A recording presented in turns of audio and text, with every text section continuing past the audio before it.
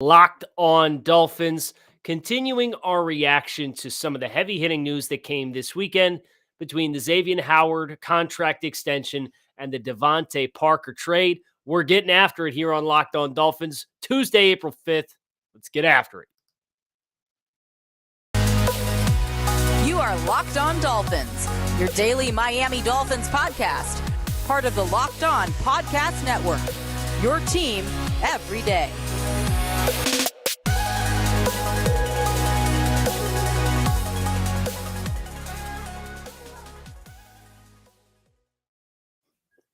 What's going on, Dolphins fans? Kyle Krabs, your host here on Locked On Dolphins. Today is Tuesday, April 5th, 2022. We are approximately 3 weeks away from perhaps the least eventful NFL draft in the history of the Miami Dolphins, but that's okay. We've got plenty of good news to get into today. Today's episode is brought to you by RockAuto.com. Amazing selection, reliably low prices, and all the parts your car will ever need. Visit rockauto.com and tell them Locked On sent you. We have some Xavien Howard discussion points. We have some DeVante Parker discussion points, and we got some other stuff. We'll go from there. But the first thing that I wanted to tackle today was the comments made by Cam Wolfe on NFL Network. Of course, and Cam is the cream of the crop. He's the best of the best, as far as I'm concerned. And his coverage of the Xavien Howard contract extension, and he was on NFL Network, and one of the things that he said was shared to him by Xavien Howard was Xavien communicating his desire to go down as the best cornerback in Miami Dolphins history. And this contract extension giving him the opportunity to try to see that through here in South Florida, which piqued my interest a little bit. So what I did was I decided now is an appropriate time through 6 seasons of Xavien Howard's career as a member of the Miami Dolphins to take a little walk through the interception leaders in the history of the franchise, where Xavien Howard currently stands, and what pace he would have to be on to ultimately claim that title as the most interceptions logged in the history of the Miami Dolphins. And of course, interceptions is not the be-all, end-all as it pertains to a player's success. But that is the hallmark trait of Xavien Howard as a player. So let's explore it. Xavien Howard, as things currently stand, drafted second round of the 2016 NFL draft. He's missed some significant time, but he's played in each of the last 2 seasons, showcased an ability to stay healthy. That was a concern for him earlier in his career. Xavien Howard, through 72 games, has 27 career interceptions. That is 6th all-time on the Dolphins list, a comfortable 3 ahead of Terrell Buckley, William Judson, and Lewis Oliver, who are all tied with 24 as the back half of the top 10. The names that are sitting in front of Xavien Howard, some good ones. You'll probably recognize all of them. Jake Scott, who played in 84 games from 1970 to 1975. He is first place on the list. Dick Anderson, 121 games played as a member of the Miami Dolphins. He is second place on the list. Sam Madison, 138 games played. Third place. And tied for fourth is Glenn Blackwood and Pat Surtain. Blackwood played 118 games. Patrick Surtain played 108. So the only player on this list that is reasonably close as far as the games played versus the ball production is Jake Scott. And of course, Jake Scott was a safety, so he won't stand in the way of Xavien Howard's quest to be the most productive and greatest cornerback in the history of the franchise. But here's how these guys stack up. Xavien Howard needs 3 interceptions to pass both Blackwood and Surtain and move into third place all time. 30 interceptions would put him third place all-time by himself, fourth place all-time by himself, behind only Scott Anderson and Sam Madison. Jake Scott has played 12 games more as a member of the Miami Dolphins than what Howard has at this point. That's the interesting dynamic because I don't think in 12 games Howard is going to get the interceptions needed to match the pace that Jake Scott reached his franchise record 35 interceptions in. Xavien's 8 behind that at this point in time. But hey, he did it in 2020. So never say never. Maybe it's week 13 and he's tied with Jake Scott. Wouldn't necessarily put it past him based on his ball production in the last 2 years. But let's be a little bit more modest. Xavien Howard gets 5 interceptions next year. He is third place all time. 32 would also push him past Sam Madison's 31. Xavien Howard, despite the injury issues that he has had, averages 4.5 interceptions per season across the entirety of his career in 6 seasons. At that same pace, by the end of 2023, not this year, but next year, Xavien Howard will hold that record for the most interceptions in the history of the Miami Dolphins. Pretty doable pace. And those are the 2 fully guaranteed years. So if Xavien Howard stays healthy, based on prior performances, we should be expecting a new name atop this list by the end of 2023. There's another interesting subplot that I'm interested in keeping my eyes on,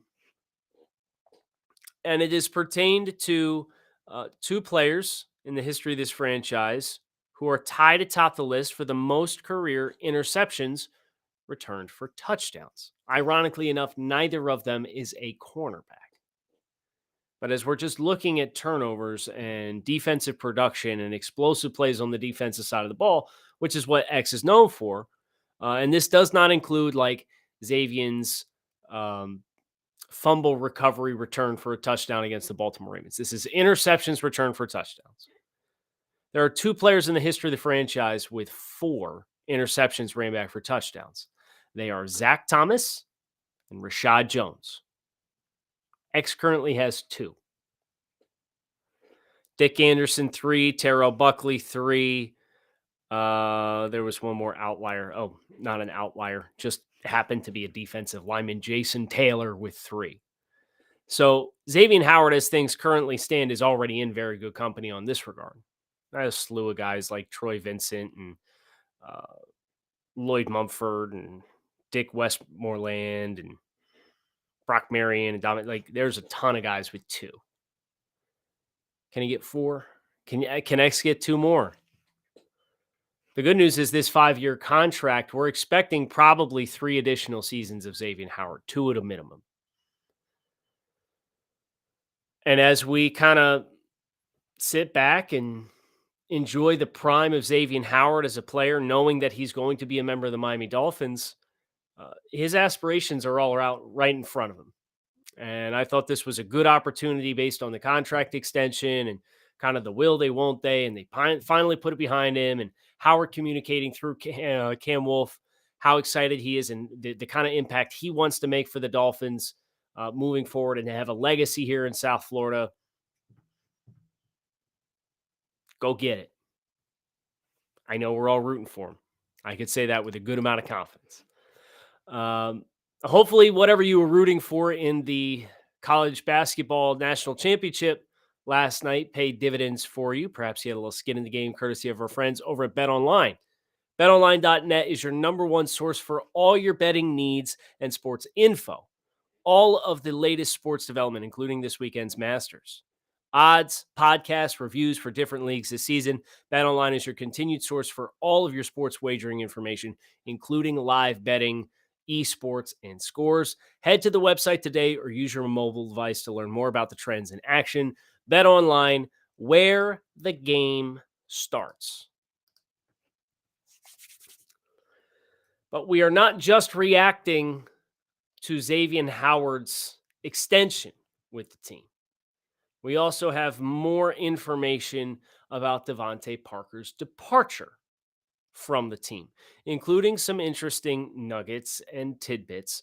But in the spirit of what we just did, DeVante Parker, once upon a time, was the team's most long tenured player, was drafted in the first round of the 2015 NFL draft. He was the last remaining fixture and piece of the Miami Miracle as far as guys who touched the football. And he leaves the Dolphins with 4,727 receiving yards and 24 receiving touchdowns. He played in 93 games as a member of the Miami Dolphins. And he's sixth on the all-time list of receiving yardage leaders in the history of the team. And while Parker didn't crack what I think we would all generally agree to be the top five, you could put this group in any specific order, and probably not any specific order, but you could put them in any different combinations of orders, and it would be a good debate. Mark Duper and Mark Clayton obviously are in a stratosphere of their own, both with over 8,500 receiving yards as members of the Miami Dolphins. Nat Moore with over 7,500 receiving yards. And then two guys who managed to get over 5,000 in Chris Chambers and OJ McDuffie. That's it. So for all of the frustration and all of the hardship that we've experienced as far as DeVante Parker and his availability and whether or not he fully lived up to his potential or not. And I would make an argument that while he was a very productive player, and anytime you get 2 year or two contracts out of a first round pick, you did something right. I don't think anybody spends a top 15 selection on a wide receiver and envisions less than 5,000 receiving yards in 7 seasons. So bittersweet tenure for DeVante Parker, but in the history of a Dolphins organization that was dominant in the 1980s as far as the passing offense that they had in the early 1990s, but was more of a running team back in the 1970s and has not had a whole lot of top 15 offenses for the last 15 years or so in the NFL, if any, if we're being honest. DeVante Parker will go down as a top 10 target from a pass catching perspective in franchise history. Now we'll see how and where the likes of Mike Gesicki have something to say about this. And we obviously have very high expectations for Jalen Waddle and Tyreek Hill. But that's probably a 5-year sample size of high level production for Tyreek Hill, who's starting from scratch to break past where DeVante Parker's at with 4,700 receiving yards. Some of the names directly in front of DeVante Parker you'll recognize, like Duriel Harris, Brian Hartline, Jarvis Landry, Tony Nathan, Devon Best, Paul Warfield, Oronde Gadsden, Irving Fryer, Tony Martin, Randy McMichael. Mike Gesicki is the next highest active member of the Dolphins in this historical production with 2,255 receiving yards. Let's say Mike goes out and puts up 800 yards this year, and that puts him over 3,000. He would only get up to 18th from 21st with another 800-yard season. It's once you start getting past 3,200 is when you can really start making a dent. 17th placed Howard Twilley, 30-64. Randy McMichael, 30-96. Tony Martin, 31-52. Irving Fryer, 31-90. Oronde Gadsden, 32-52. Paul Warfield, 33-55. So, you're in a 300-yard stretch here, and you could pass 5 or 6 names on this list from Mike Gesicki's standpoint. But that is if you're over 1,000 yards this season from Mike, which I don't think we should have the expectation that we're going to see. Shout out to my guy Joe Rose, 37th on this list. But DeVante Parker, and his 24 receiving touchdowns is tied for 8th in the history of the franchise. Longevity pays dividends, even if you only have one level or one season of high-level production. But our focus on DeVante Parker is not just rooted in where he's left his mark across his 7 seasons as being a member of the team. 14th overall pick in 2015, 94 games played. But the book is on DeVante Parker what the book is. And we talked about that yesterday. But the news that came out, courtesy of some folks over at ESPN between Jeremy Fowler and Adam Schefter, is that teams that were kicking the tires on DeVante Parker included the Dallas Cowboys, the Green Bay Packers, the Houston Texans, and the Atlanta Falcons, plus the New England Patriots. Feels good to be wanted, doesn't it? But that level of a market likely facilitated Miami getting the return that they did of a 3rd-round pick, which is higher than I ever would have dreamed. I would have been, my expectations, if you were going to pull a 2022 draft selection, just a 2022 draft selection, I probably would have had the expectation that you would have got a 5 and you were hoping you could angle and press and leverage it to get a 4. Now, all of those teams had, quote, some level of talks with the Dolphins or Parker's agent, but nothing manifested until New England stepped up to the plate and, in my opinion, paid a hefty price. I guess let me ask you this question.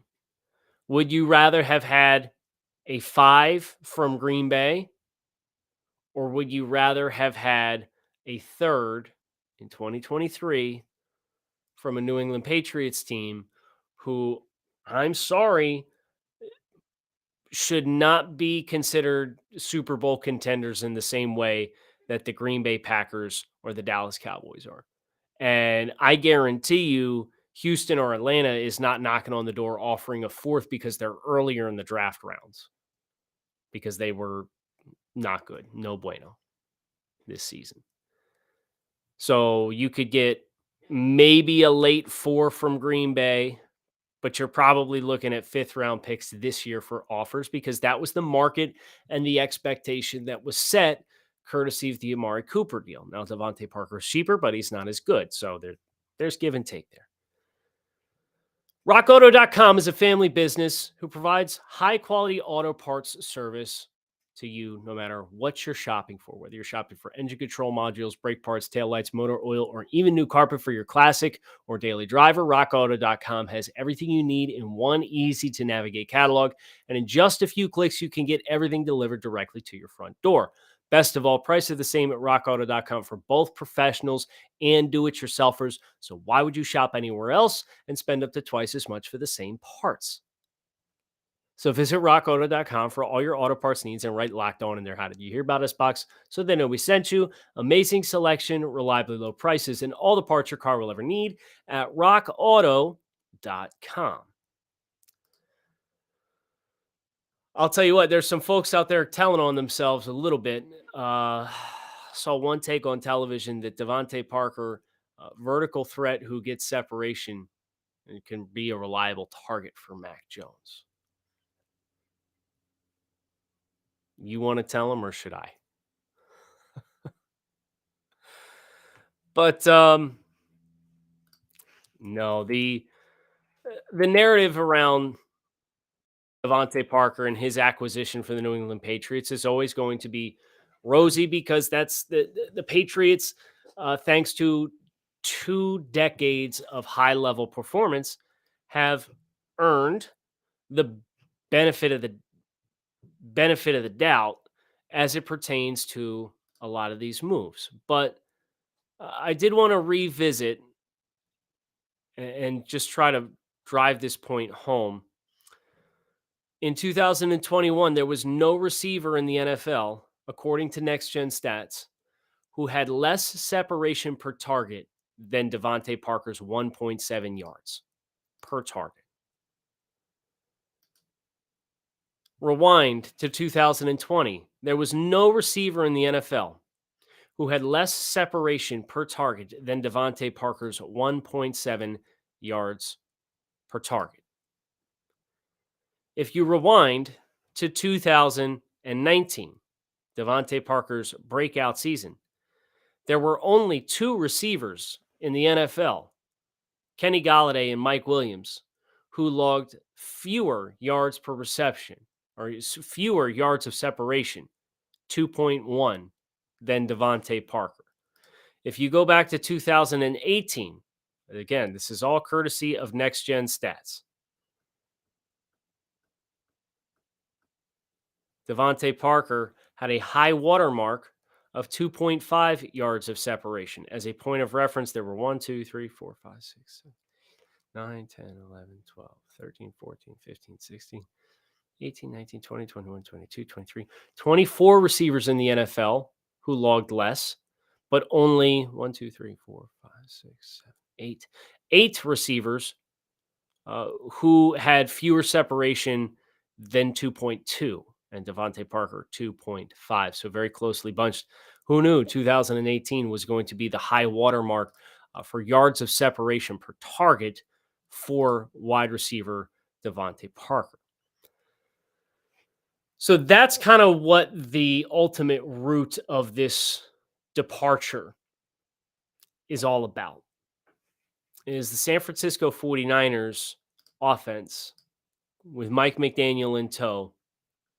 They have led the NFL in yards after catch for each of the last 5 seasons, according to Coach McDaniel. And how do you get yards after catch? It's not just schemed throws. I mean, you have to have a certain baseline level of athleticism. But that only comes courtesy of creating space.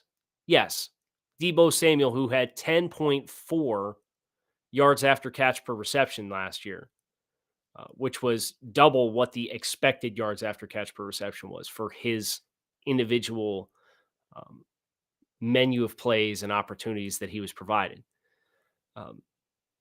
That's an eye-popping number, right?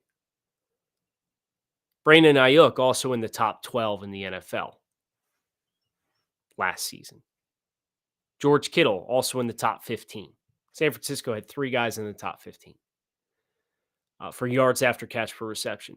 You don't get there by not having space. Deebo Samuel's 3.3 yards of separation per target was double what DeVante Parker provided for the Dolphins. Brandon Ayuk, nearly double, 2.9. George Kittle, 3.1. DeVante Parker, dead last in the league with 1.7 yards. As a guy who's getting close to 30 and is a big-bodied receiver and has had a slew of injuries that have taken their toll on his bodies, part of this for Miami is not coveting what he's done, but more so understanding where he's going and where this offense is going. And I don't think there's anything we should be clutching to from what this offense has been the past few seasons that we feel like we're going to miss out on. So I appreciate the move from Miami's perspective. I think they did a very nice job of maximizing a return.